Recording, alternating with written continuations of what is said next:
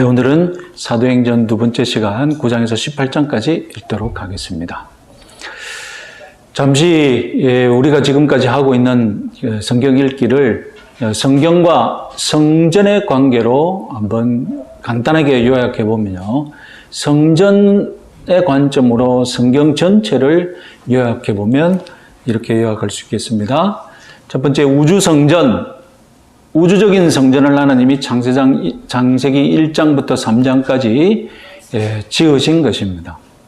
그리고 에덴 동산을 지으신 것이지만 그것은 하나님께서 우주 창조와 동시에 에덴 동산을 우주의 성전으로 지으신 것으로 해석할 수 있겠습니다.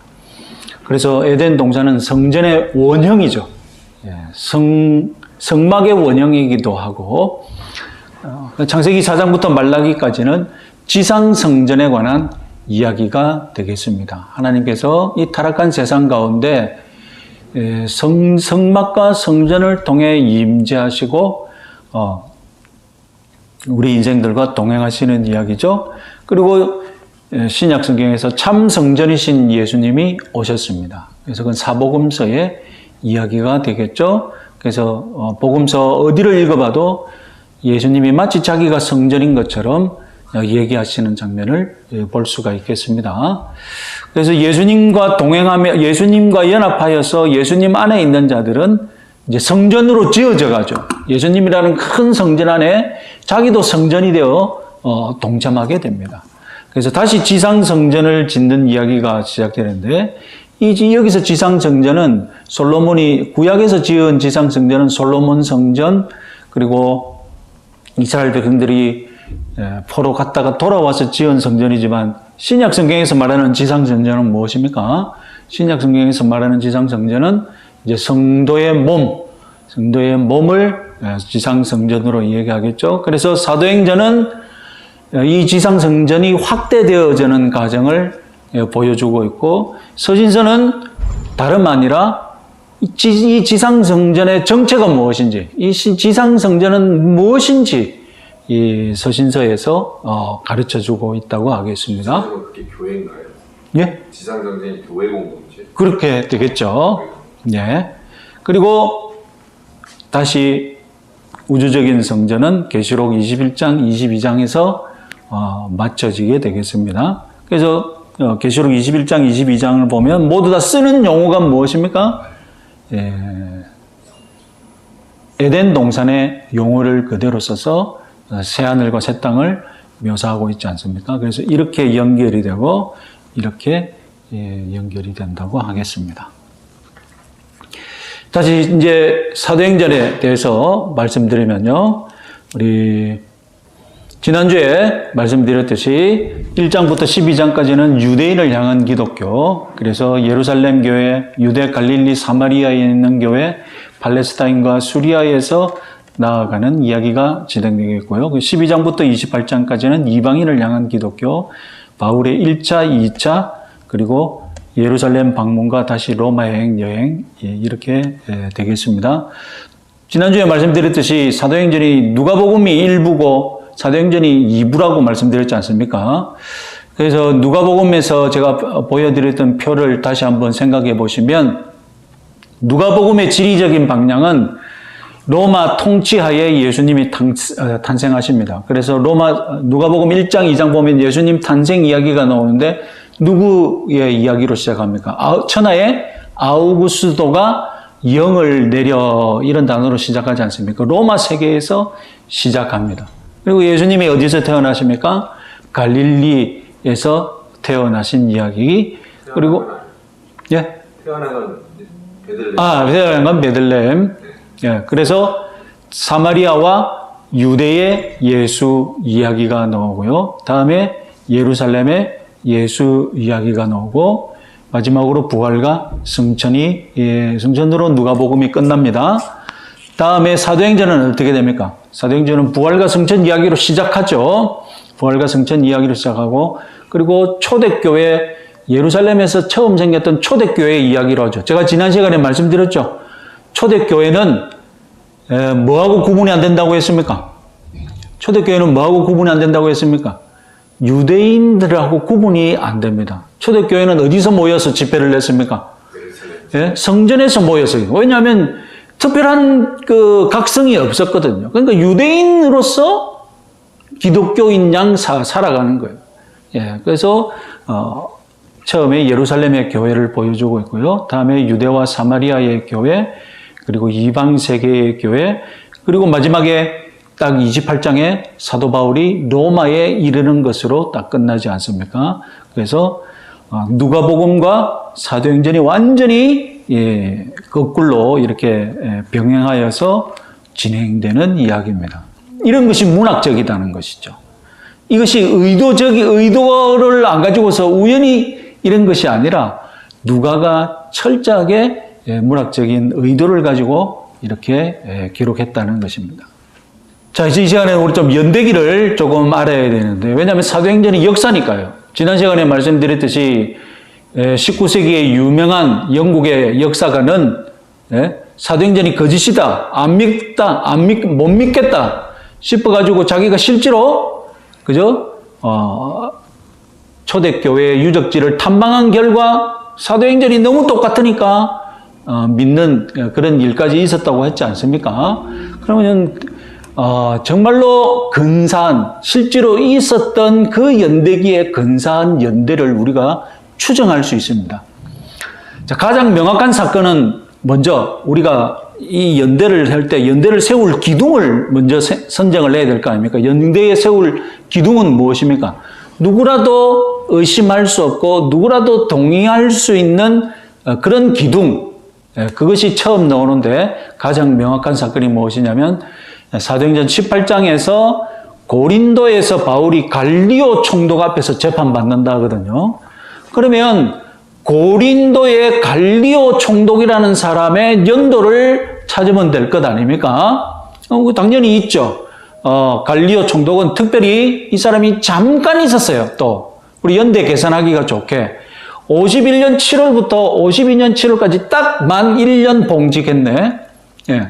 그러니까 사도 바울의 그 고린도 방문은 이때 있을 수밖에 없지 않습니까? 그죠? 이 갈리오 총독이 흔한 이름이냐? 이 사람이 우리가 잘 알고 있는 로마의 유명한 정치가이자 문학가 세네카의 형제라고 합니다. 그리고 나중에 로마 황제 네로의 가정교사, 개인교사가 될 정도로 유명한 사람이라고 합니다. 예. 그러니까 로마 역사에 이 사람이 분명하게 남아있으니까 우리 신약 성경은 연대를 안 밝히잖아요. 근데 로마 역사에서는 어떻습니까? 우리가 연대를 추정해서 완벽한 연대를 계산해낼 수 있거든요. 그러니까 이게 맞다고 받아들이면 이제 이게 가장 확실한 근거가 됩니다. 바울은 51년에서 52년 사이에 고린도를 방문했다는 것이죠. 다음 명확한 사건은 또 무엇이냐? 요거보다 덜 명확한 사건은 사도행전 11장에 대기근이 있었다는 이야기가 나옵니다. 그러면 대기근이 있었으면 그때 당시 다시 고대 문헌을 뒤져보면, 그죠? 성경은 연도를 정확하게 말 안 하고 있지만 대기근이 있었다면 다른 고대 문헌에 대기근에 대한 기록이 있을 것 아닙니까? 기록이 있다는 거예요. 우리가 유난히 잘 많이 듣는 유대 역사가 누구겠습니까? 요세푸스의 문헌에 보면 고대 유대의 유명한 역사가 요세푸스의 문헌을 보니 44년에서 46년에 예루살렘 그 지역에 기근이 시리아와의 그 고대 근동 지역에 기근이 들었다는 거예요. 2년 이상 지역적으로 기근이 되었는데 기근의 피해가 본격적으로 나타나는 건 언제입니까? 가뭄의 피해가 본격적으로 나타나는 건 언제입니까? 가뭄이 끝난 그 다음 해죠. 그렇죠? 왜 그렇습니까? 올해 수확한 양식은 내년 양식이잖아요.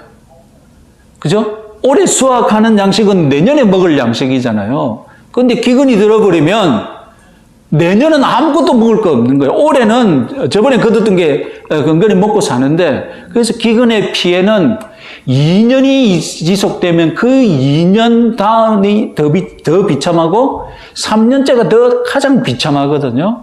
그래서 그 이후 2년간 이 기근의 피해가 계속되었다고 합니다.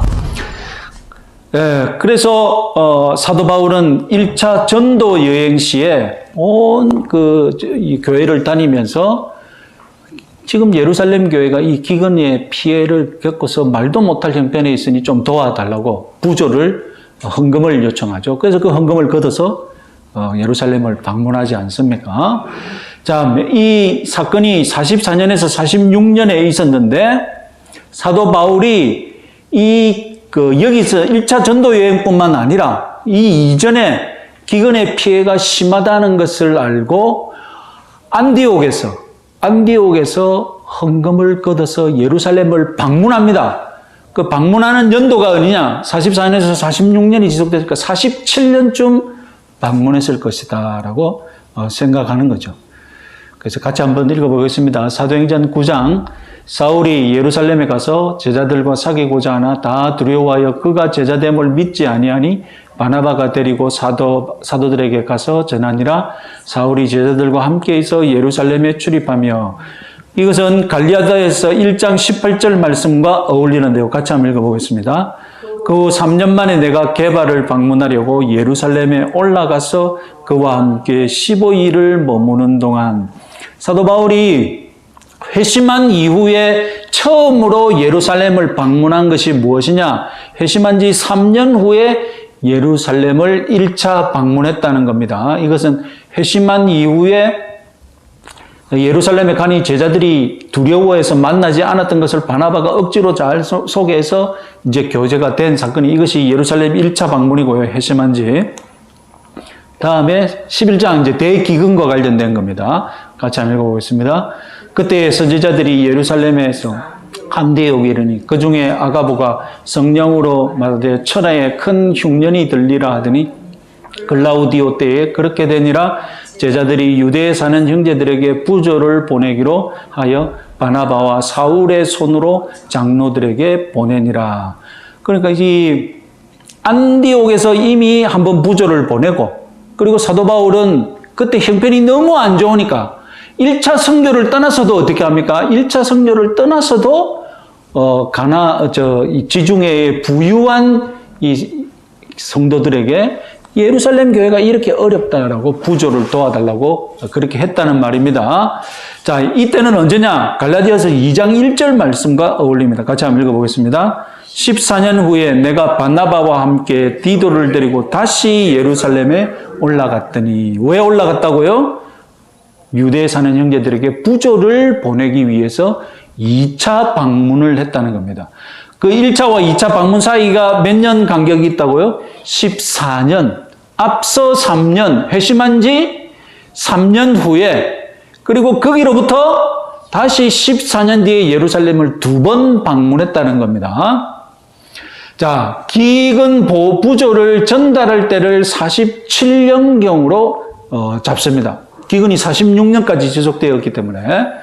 그러면 1차, 2차 더하면 예루살렘 방문까지 17년이 걸리는데, 자, 47년에서 17년을 빼면 주후 30년경에 사도 바울은 회심했다는 계산이 나옵니다. 아까 회심한 지 3년, 다음에 거기로부터 14년이 되니까, 그럼 여기서 계산이 무엇이 문제되냐? 우리가 주후 30년경에 예수님이 돌아가신 해로 우리가 알고 있거든요. 30년 아니면 33년, 가장 유력한 해가 그 두 군데거든요. 그러면 30년을 계산해 보면 예수님이 십자가 처형당한 그 한 해, 그 몇 달 동안에 사도행전 1장부터 8장까지 사도 바울이 회심하는 사건까지 다 일어났다는 말인가? 이것은 너무 촉박하게 말이 안 되는 겁니다. 예수님 십자가 연대를 주후 33년경으로 계산을 하면 아예 연도가 오류가 생기는 거죠. 3년이 모자라는 셈이 되니까. 그럼 이걸 어떻게 계산하느냐? 예수님 연대하고 사도 바울의 연대를 어떻게 연결시킬 것이냐? 그래서 어떤 사람은 갈라디아서의 2차 방문 연수 14년을 1차 방문한 다음에 14년이 아니라 회심한 다음에 14년으로 계산하자. 그건 너무 억지죠. 17년이 아니라 14년으로 계산하자는 너무 억지죠. 분명히 문맥상의 흐름은 1차 방문한 다음에 14년인데 그러면 우리가 또 생각할 수 있는 건 뭐냐면 연도가 겹칠 수 있다는 겁니다. 사도 바울이 말했을 때의 3년, 14년 그건 진짜 만 3년, 만 14년을 얘기하는 게 아니잖아요. 그렇잖아요. 우리가 흔히 3년 만이다 할 때 정말 그 3년은 만 3년입니까? 아니잖아요. 그죠? 그러면 그렇게 생각하면 회심 후 1차 방문, 회심한 후 3년 뒤에 1차 방문, 그리고 1차 방문 후 2차 방문, 14년 후에 2차 방문, 시작과 끝이 겹칠 수 있다는 겁니다. 소위 포함 산정 방식이라고 해서 자기가 이미 시작되었을 때 하루로 계산하잖아요. 그죠? 내가 날수를 계산할 때 이미 지금 내가 계산하고 있는 이 날을 하루로 계산해서 계산하는 거잖아요. 그래서 17년이 그러면 15년이 될 수 있습니다. 어떻게 계산하느냐? 자, 보시면 예수님이 십자가 사건 30년에 있고 스데반이 돌 맞아 죽고 그의 사도 바울이 회심하는 연수가 32년으로 보는 겁니다.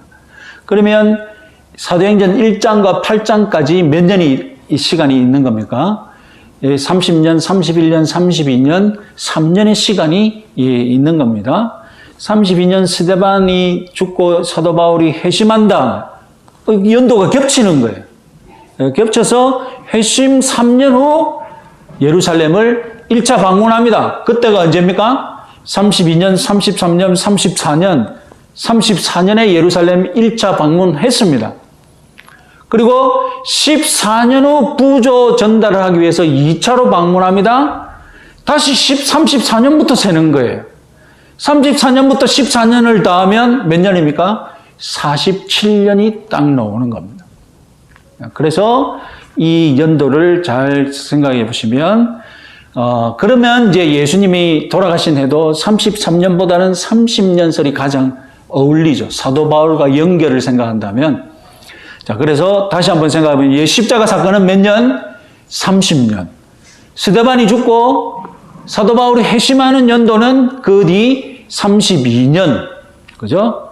그리고 회심 3년 후 1차 방문하고 방문한 연도는 34년. 34년에 사도 바울이 예루살렘 1차 방문하고 그리고 부조를 14년 후 부조 전달하기 위해서 몇 년에 방문한다고요? 47년. 기근은 몇 년까지 있었는데? 아까 말씀드렸죠. 기근은 몇 년까지 있었습니까? 46년까지 있었지 않습니까? 이렇게 해서 예수님의 연대와 사도 바울의 연대를 연결시킬 수 있겠습니다. 이걸 왜 합니까? 우리가 사도행전은 역사로 알고 있기 때문에 역사면 연대가 나와야죠. 연대 없는 역사가 어디 있습니까? 그래서 우리들이 생각할 때 여러분들이 그럼 사도 바울은 몇 년도에 회심했지? 정확하게 몰라도 여러분 예수님이 죽은 이후 한 2, 3년 뒤에 회심했더라 그런 기억은 가지고 있어야죠. 그렇죠? 사도행전을 읽었으면 사도 바울이 회심하는 그 연도가 예수님이 죽은 뒤 2, 3년 뒤구나 그런 정도의 인식은 가지고 있어야 한다는 것입니다. 그래서 정리를 해보면요. 저기는 5년 단위로 연도를 끄는 겁니다. 30년, 35년, 40년, 45년. 이거는 실제로 우리가 있었던 연도로 추정되는 것이고 이건 사도행전 장수입니다. 그래서 1장부터 2장까지는 오순절 성령 강림. 그 몇 년도에 가장 유력합니까? 30년. 예수님이 돌아가신 그 해, 50일 뒤니까. 예? 부활 성천한 50일 뒤니까. 예. 다음에, 스데반 집사가 순교한 사건, 사도행전 7장, 그거는 아까 말씀드렸듯이 3년 뒤, 32년 내지 33년 예, 그때가 될 수 있고요. 그리고 9장, 예, 바울이 예루살렘 방문한 것, 그죠? 35년에서 34년에서 35년, 예, 그렇게 또 될 수 있겠죠? 예, 그리고 헤롯 아그리파 1세가 사망한 연도도 44년으로 확실하게 밝혀질 수 있습니다.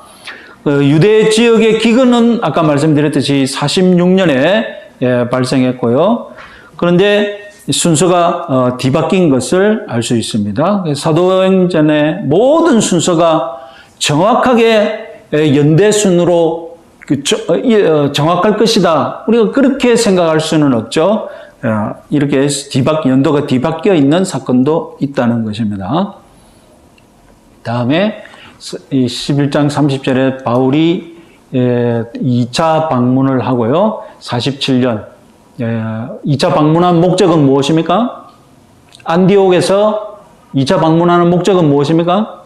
대기근 때문에 부조하기 위하여서 방문을 했습니다. 그런데 그 피해가 심하니까, 정말로 그 대기근의 피해가 심하니까 1차 선교 가서도 뭐합니까? 사도 바울이 1차 선교 다니면서도 뭐합니까? 그 지중해 부유한 교인들에게 예루살렘 교회를 도와라고 부조를 걷어서 와서 또 교회를 돕지 않습니까? 그리고 15장 사도회의가 있었고요. 그 2차 선교를 떠납니다. 그것이 49년입니다. 그리고 2차 선교 가서 갈리오 총독을 만납니다. 18장 12절에 그리고 돌아와서 3차 선교를 하게 됩니다. 3차 선교 50년에서 52년. 그리고 3차 선교 가서 19장. 3차 선교의 핵심은 그 에베소에서 장기간 체류하는 그런 거점 선교거든요. 그래서 에베소에서 3년 머무는 기간이 53년에서 56년가량 된다. 그리고 바울이 다시 3차로 돌아와서 예루살렘을 방문하면서 그때 이제 예루살렘 사람들에게 잡혀서 투옥이 되죠. 투옥이 되는데 그때 이 투옥할 때는 총독이 벨릭스 총독이었습니다. 57년에서 59년 사도 바울이 감옥에 갇혀 있는데 총독이 교체가 되죠. 베스도라는 총독이 교체가 됩니다. 이 시대도 확인이 가능합니다. 이 시대도 총독이 교체되는 연도가 어디냐? 이것도 사도행전의 연도를 세울 수 있는 결정적인 기둥이 되거든요. 그래서 베스도가 벨릭스를 승계한 연도가 59년입니다. 이건 틀림없는 연도입니다. 그래서 여기도 59년으로 계산이 가능하고요. 그리고 이제 이 베스도가 사도 바울이 항소하는 바람에 이제 로마로 출발하게 되죠. 그래서 60년에 로마에 도착을 해서 2년간 머물러 있었는데 그때가 연도가 아마 60년에서 62년까지다. 그렇죠? 사도행전의 연도는 복잡하면 다 기억 안 하셔도 되고 몇 년에서도 시작합니까? AD 30년에서 시작합니다. 몇 년에 끝납니까? AD 60년경에 끝납니다. 30년의 역사라는 것 기억하시기 바랍니다. 그래서 1차 선교여행 보시면 빨간 것이 이제 노선이죠. 좀 빨간 거 표시가 납니까? 예. 그래서 안디옥에서 출발해서 살라미라는 도시가 되고 오늘날 키프로스라는 섬인데 우리 성경에는 구브로라고 되어 있죠. 이렇게 해서 방문을 해서 여기에 도착을 해서 이고니온 더베까지 갑니다. 여기가 이제 오늘날 터키 지역이죠. 옛날에는 여기를 아시아라고 불렀습니다. 이 소아시아, 여기는 소아시아 지역이고, 그래서 신약 성경에서 아시아라고 하면 여기지 자꾸 저기 일본 우리나라 생각하시면 안 됩니다. 중국 이라는 그거 아닙니다. 여기 소아시아, 여기를 아시아라고 불렀습니다. 그래서 1차 선교 여행은 그야말로 가장 가까운 노선, 터키 근방을 왔다 갔다 합니다. 사도 바울의 고향이 아마 이쪽이 되거든요. 그러니까 이 지방에 그나마 자기가 제일 좀 그 도전하기 쉬우니까 자기 고향이 여 근처니까 여기 잘 알 거 아닙니까?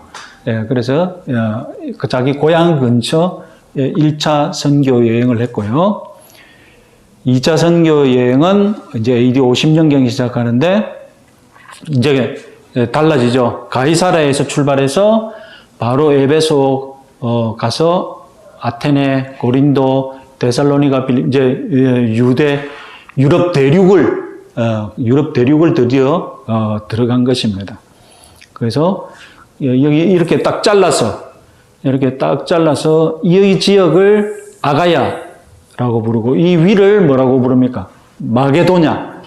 마게도냐라고 부르고 이 딱 자르면 이 위를 마게도냐, 아가야 이렇게 부르죠.